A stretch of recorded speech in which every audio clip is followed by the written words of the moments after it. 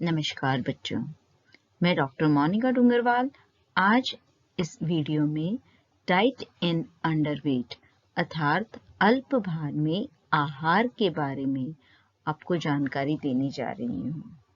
पिछले वीडियो में हमने अंडरवेट को समझा था कि अल्प भार किसे कहा जाता है, अल्प भार होने के कौन कौन से कारण होते हैं, साथ में अल्प भार के लक्षण क्या क्या होते हैं। इसके अंतर्गत हमने देखा था जब व्यक्ति का वजन आयु के अनुसार सामान्य वजन से 20% या उससे भी कम हो जाता है तो उसे अल्पभार या दुबलापन कहा जाता है।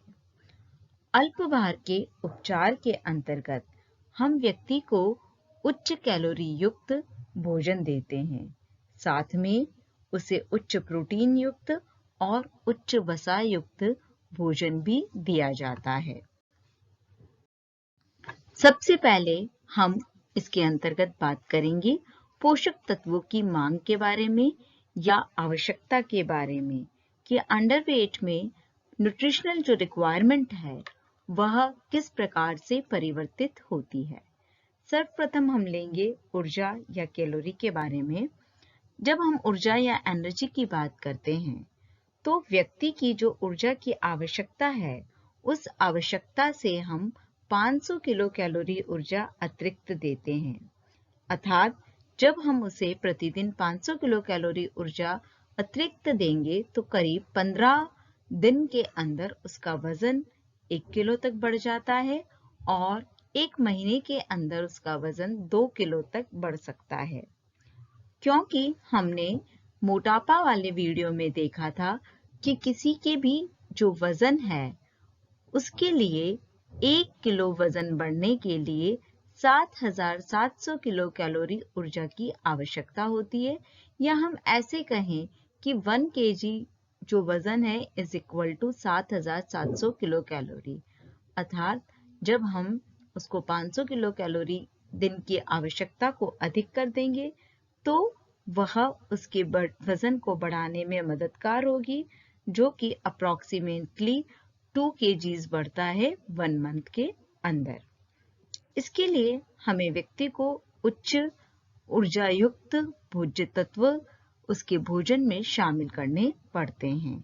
यह कार्बोहाइड्रेट रिच फूड स्टफ भी हो सकते हैं और वसा युक्त फूड स्टफ भी हो सकते हैं। नेक्स्ट हम बात कर रहे हैं प्रोटीन की। ऊर्जा के बाद जो न्यूट्रिएंट हमें अधिक मात्रा में देना है वह प्रोटीन होता है। प्रोटीन जो हम देंगे उसे वह उच्च जैविक मूल्य वाला होना चाहिए, साथ में वह प्रोटीन जो है उच्च जैविक मूल्य के साथ साथ अच्छी गुणवत्ता वाला भी होना चाहिए। प्रोटीन की जो आवश्यकता होती है इस समय पर वह करीब 1.5 से 2 ग्राम प्रति किलोग्राम आदर्श शरीर भार के अनुसार होती है, अर्थात अगर व्यक्ति का वजन 50 किलो है तो उसकी प्रोटीन की आवश्यकता 75 से 100 ग्राम प्रतिदिन होती है। उच्च जैविक मूल्य या हम कहें उच्च गुणवत्ता वाले प्रोटीन के लिए व्यक्ति को अपने आहार में दूध, दही, पनीर, अंडा, मांस, मछली आदि को सम्मिलित करना पड़ता है। वनस्पति भोज्य पदार्थों में दाल का प्रोटीन जो होता है वह अच्छा माना जाता है, पर कॉम्बिनेशन ऑफ फूड स्टफ जैसे कि सीरियल प्लस दाल को अगर लिया जाए तो उससे अच्छी गुणवत्ता का प्रोटीन प्राप्त होता है। दालों में सोयाबीन में सर्वाधिक प्रोटीन जो कि करीब 43% तक उपस्थित होता है। नेक्स्ट है कार्बोहाइड्रेट। जब हम कार्बोहाइड्रेट की बात करते हैं तो हमें व्यक्ति को क्योंकि अधिक ऊर्जा युक्त भोजन देना है, अतः उच्च कार्बोज युक्त भोजन देने की आवश्यकता पड़ती है। साथ में प्रोटीन की बचत भी होनी चाहिए, क्योंकि प्रोटीन जो है वो शरीर का निर्माण करता है और अगर उसकी कम मात्रा होगी तो वो ऊर्जा देने का कार्य करने लग जाएगा। इस कारण से भी हमें व्यक्ति को अल्प भार की स्थिति में उच्च कार्बोहाइड्रेट युक्त आहार देने की आवश्यकता होती है। कार्बोहाइड्रेट के सरल रूप का प्रयोग करना चाहिए, जैसे कि ग्लूकोज है, सुक्रोज है, इनसे बनी हुई मिठाइयाँ हैं, पेस्ट्री है, केक है, इन चीज़ों को हम इस समय पर काम में ले सकते हैं। साथ में भोजन रेशे युक्त भी होना चाहिए, यानी कॉम्प्लेक्स कार्बोहाइड्रेट भी शामिल किए जाने बहुत जरूरी होते हैं। अब हम बात कर रहे हैं वसा की। वसा जो होता है वह ऊर्जा का सांद्र रूप होता है। अतिरिक्त कैलोरी की पूर्ति हेतु वसा की मात्रा अधिक देने की आवश्यकता पड़ती है। यद्यपि वसा की अधिकता से पाचन संस्थान में कई विकार उत्पन्न हो जाते हैं, क्योंकि वसा का पाचन बहुत धीरे से होता है, इसलिए वसा की मात्रा को धीरे धीरे बढ़ाया जाना चाहिए। कुल ऊर्जा का अधिकतम 25 से 30% जो भाग है वो वसा के द्वारा प्राप्त किया जाना चाहिए। नेक्स्ट है खनिज लवण एवं विटामिन। दुबले व्यक्तियों के शरीर में खनिज लवणों की कमी पाई जाती है। उच्च प्रोटीन एवं उच्च कैलोरी युक्त आहार से इनकी पूर्ति हो जाती है, अतः अतिरिक्त मात्रा में हमें सामान्यतः खनिज लवण देने की आवश्यकता नहीं होती है। इसके अलावा दुबले व्यक्तियों में विटामिन की भी कमी होती है। अक्सर वे विटामिन न्यूनता जनित रोग के शिकार भी होते हैं, अतः इन विटामिन की पूर्ति के लिए कई बार मल्टीविटामिन टैबलेट्स का दिया जाना जरूरी हो जाता है। साथ में अगर खनिज लवण की भी उसको आवश्यकता है तो हम उसे खनिज लवण की गोलियां भी देते हैं। व्यक्ति जो है उसको विटामिन की पूर्ति पर्याप्त मात्रा में हो, इसके लिए हम डाइट में फलों का रस, सब्जियों का सूप, छाछ, लस्सी आदि भी दे सकते हैं। तरल पेय पदार्थ की बात करें, हम जल की बात करें। दुबले व्यक्ति के भोजन में वृद्धि हेतु 2 आहारों के मध्य तरल पेय पदार्थ जिसमें भोज्य तत्व अधिक सांद्र रूप में हो दिया जाना बहुत जरूरी होता है। दुबले व्यक्तियों को 1-2 बारी भरपेट भोजन न देकर कम से कम उन्हें 5 से 6 बार हल्का हल्का भोजन दिया जाना चाहिए, जिससे कि शरीर में अतिरिक्त कैलोरी होने से वजन बढ़ने लगे। भूख बढ़ाने हेतु भोज्य पदार्थों में मनमोहक सुगंध, आकर्षक रंग एवं मजेदार स्वाद विकसित किए जाने चाहिए। साथ में परोसने का ढंग आकर्षक एवं कलात्मक होना चाहिए ताकि उसे खुलकर भूख लगे और व्यक्ति भरपेट भोजन ग्रहण कर सके।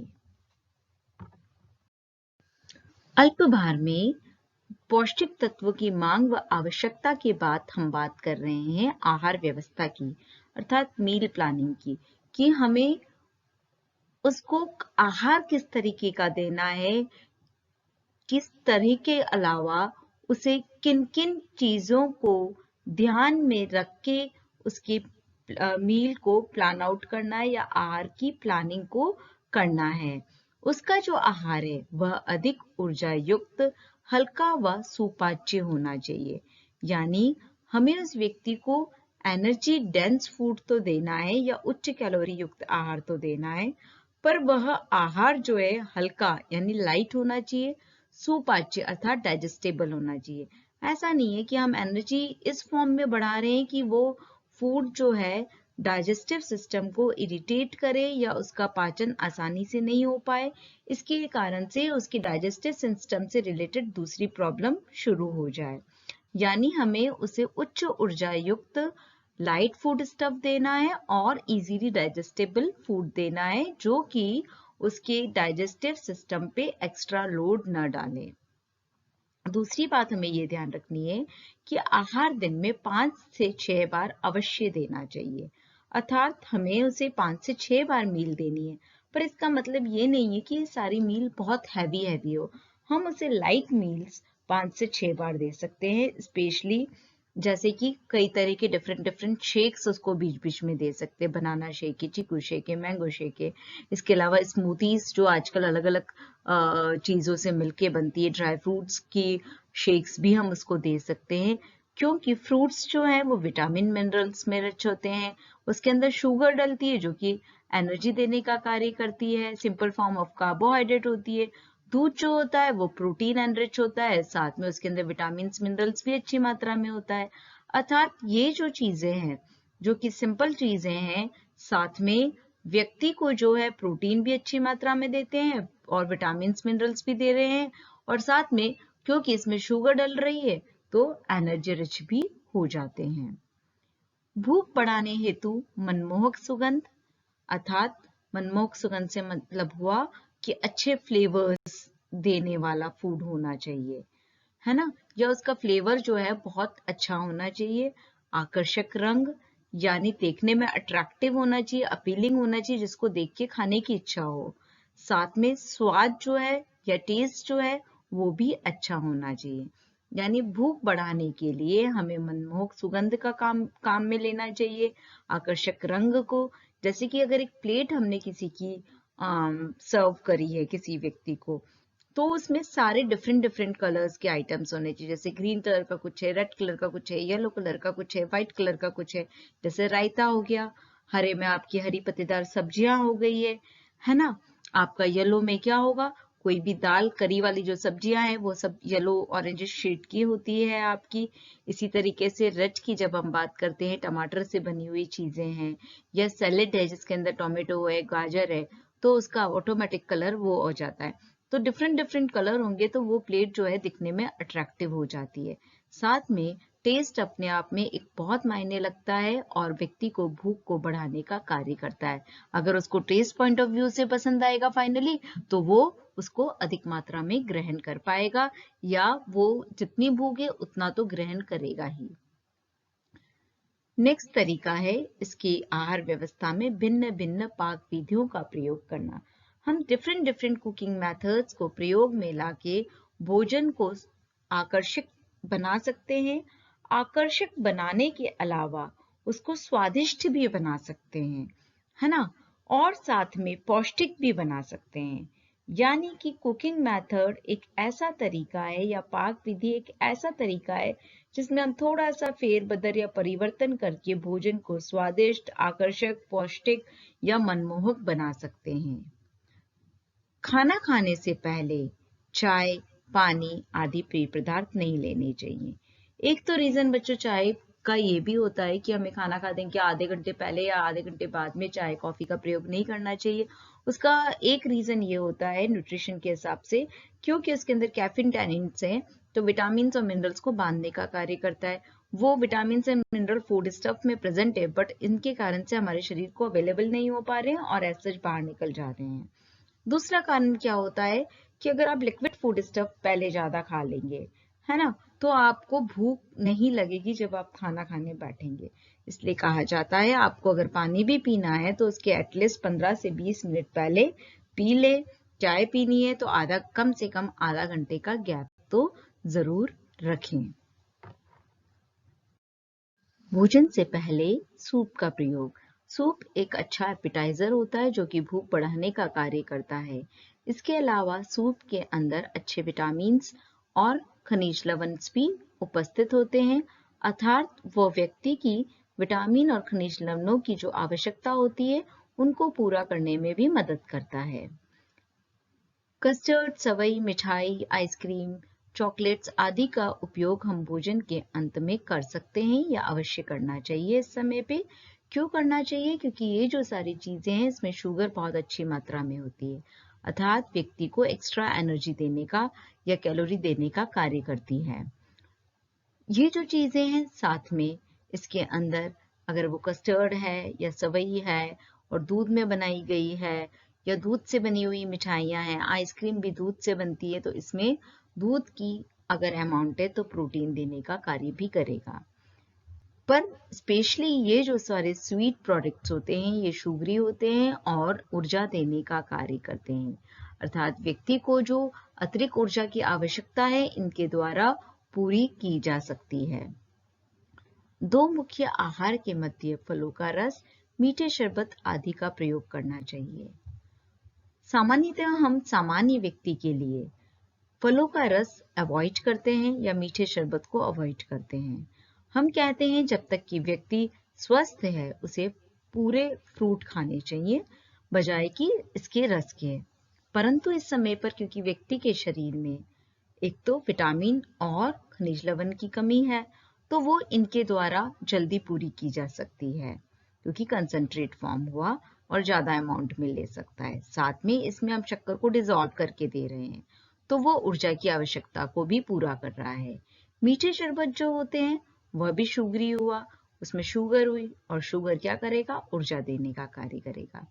इसके अलावा दो मुख्य आहार के बीच हम डिफरेंट तरह के शेक या स्मूथीज का यूज कर सकते हैं जो कि दूध से बनते हैं। उसके द्वारा भी हम ऊर्जा की आवश्यकता को पूरा कर सकते हैं और दूध से बनी हुई शेक है तो वह प्रोटीन की आवश्यकता को भी पूरा करेंगे। प्रोटीन की मात्रा को बढ़ाने के लिए दाल, अंडा, पनीर, चीज आदि का प्रयोग करें। अगर वो वेजिटेरियन है तो वह दालों को अपने आहार में सम्मिलित करेगा और उसे अपने प्रतिदिन के आहार में दालों को सम्मिलित करना बहुत जरूरी होता है। साथ में वो कॉम्बिनेशन ऑफ फूड जैसे कि दाल प्लस अनाज या दाल प्लस अनाज प्लस दूध या दाल प्लस दूध को सम्मिलित करना चाहिए जिससे कि उसको अच्छी गुणवत्ता का प्रोटीन मिल पाए। इसके अलावा वह पनीर और चीज को भी अधिक मात्रा में काम में ले सकता है। अगर वो नॉन वेजिटेरियन है तो अंडा और अंडे के अलावा अन्य जो चीजें हैं उसको अपने आहार में सम्मिलित करना चाहिए या सम्मिलित कर सकता है। पर्याप्त मात्रा में फल, सब्जियां, साबुत अनाज तथा अंकुरित व खमीरीकृत व्यंजनों का उपयोग करना चाहिए क्योंकि ये जो सारी चीजें हैं इनके अंदर विटामिन मिनरल्स जो हैं वह अच्छी मात्रा में पाए जाते हैं। जो भी अंकुरित चीजें हैं या आपकी जर्मिनेटेड चीजें हैं इसके अंदर जो है विटामिन सी डेवलप हो जाता है, साथ में बी कॉम्प्लेक्स विटामिन अच्छी मात्रा में उपलब्ध होते हैं, आयरन भी इसमें अच्छी मात्रा में उपलब्ध हो पाता है। इसी तरह से फर्मेंटेड जो प्रोडक्ट्स हैं उसके भी यही फायदे होते हैं। अर्थात अल्पभार के व्यक्तियों को फल, सब्जी, साबुत अनाज को पर्याप्त मात्रा में लेना चाहिए और साथ ही अंकुरित व खमीरीकृत व्यंजनों का प्रयोग भी करना चाहिए। सब्जियों में घी डालकर लेना चाहिए। क्योंकि उसे ज्यादा तला भुना भोजन तो नहीं लेना है परंतु वसा की मात्रा को बढ़ाना है।